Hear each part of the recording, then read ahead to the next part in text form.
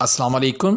Channel حکیم فرحان نظامانی پر آنے والے تمام ناظرین کو خوش آمدید۔ میں ہوں حکیم فرحان نظامانی، ماتلی ڈسٹرکٹ بدین سندھ، پاکستان سے۔ اس چینل سے آپ کو ملیں گی قانون مفرد اعضاء کے نظریے کے تحت آسان علاج پر مبنی معلوماتی ویڈیوز۔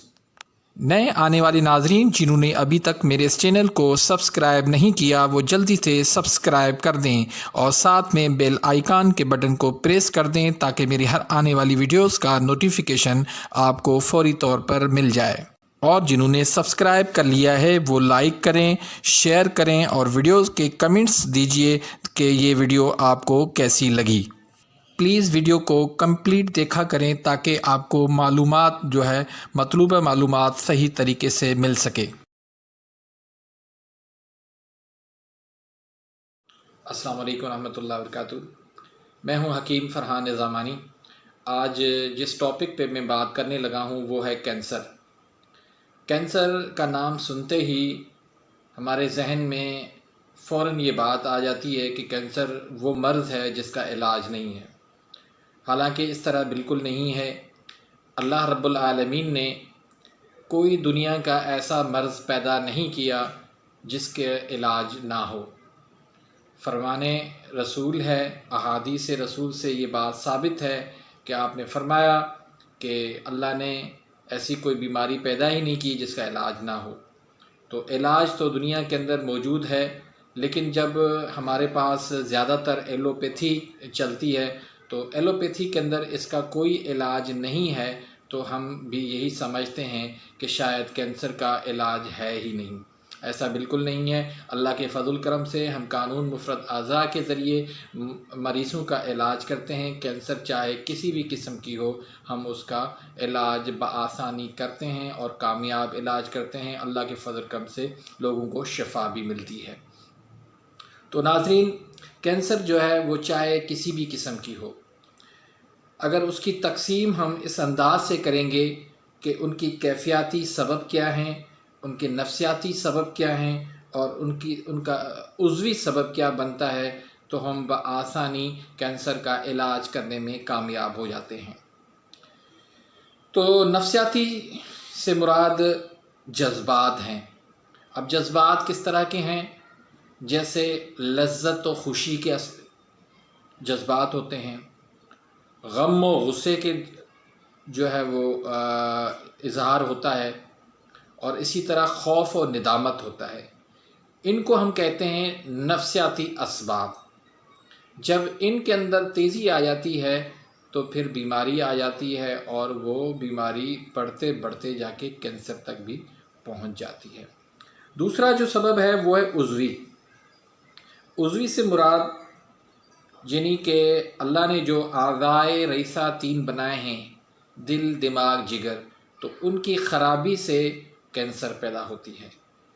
یعنی کہ دوسرے لفظوں میں آپ یہ کہیں کہ ان میں سے کسی ایک جو ہے نا عضوے کی تیزی سے کینسر پیدا ہوتا ہے۔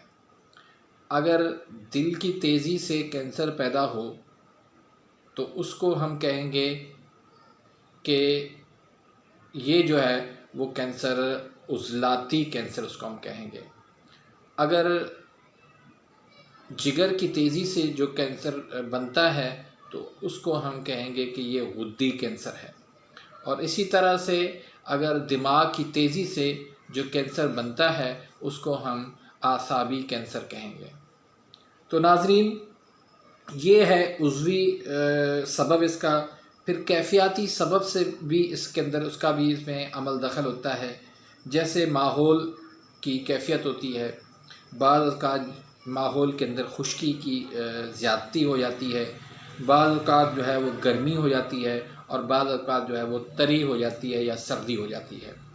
تو ایسے ماحول سے بھی جو ہے وہ بیماریاں جنم لیتی ہیں۔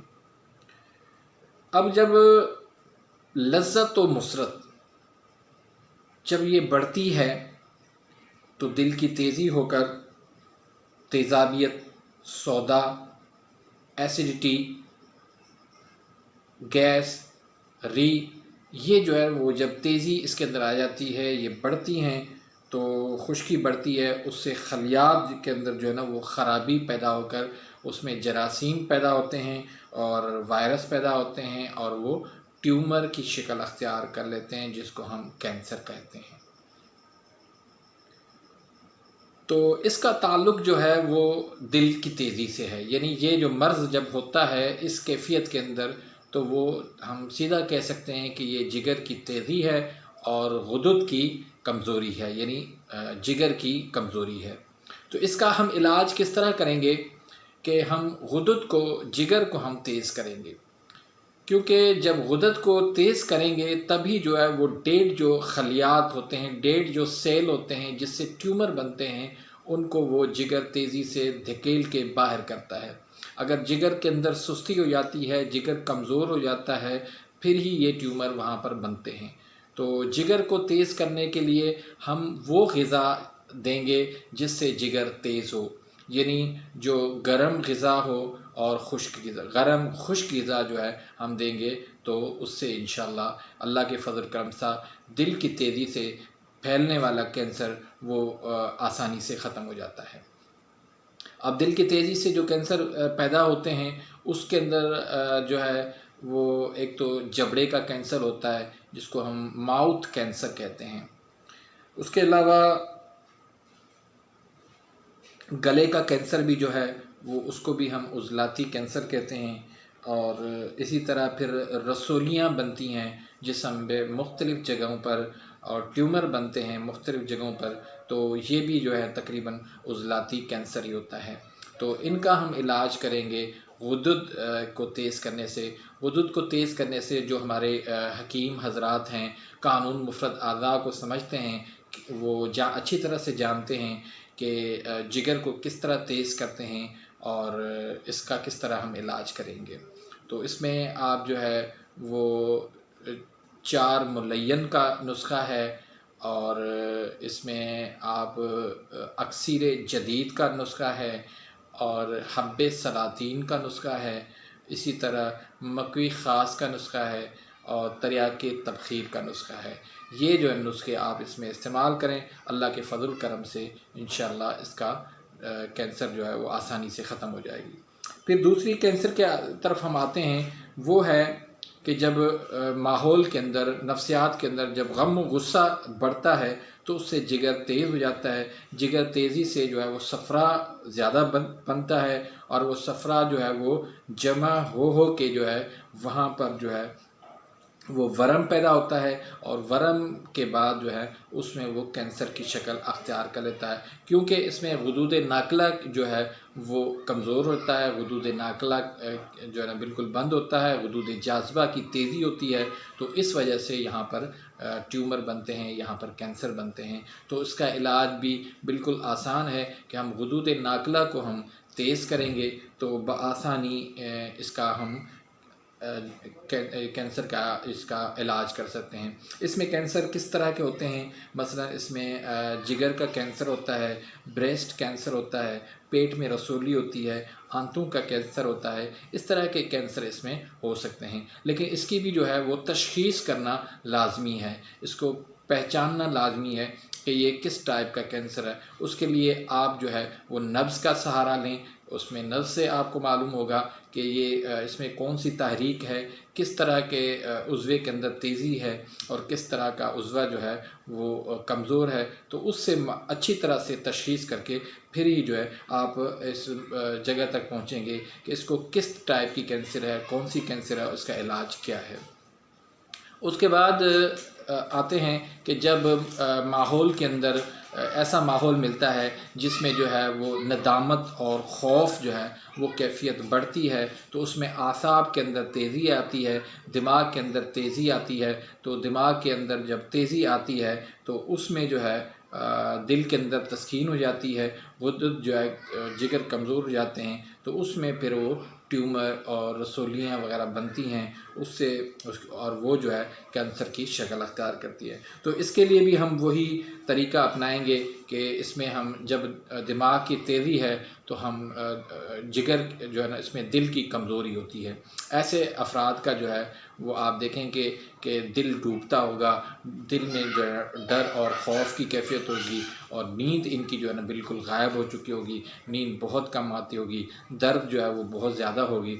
تو ایسے افراد کا علاج جو ہے نا آپ دل کی تیزی پیدا کر کے کر سکتے ہیں۔ اس کے لیے آپ جو ہے دل کے اندر مضبوطی پیدا کریں، ان کو آپ ترشی اور تیزابیت جو ہے نا وہ جسم کے اندر بلڈ کے اندر زیادہ پیدا کریں، تو اس سے انشاءاللہ جو ہے نا اعصاب کی جو تیزی ہے وہ جو ہے نا اس میں کمی آ جائے گی، اور آپ بآسانی ان ٹیومر کو، ان کینسر کا آسانی سے علاج کر سکتے ہیں۔ اس کے لیے آپ جو ہے نا وہ 2 ملین کا نسخہ ہے، بہترین چیز ہے۔ اس کے علاوہ آپ حب صابر کا نسخہ ہے، اور مکوی خاص کا نسخہ ہے، اسی طرح کے جو ہے نا وہ نسخے آپ استعمال کریں گے، اللہ کے فضل کرم سے آپ بآسانی اس کا علاج کر سکتے ہیں۔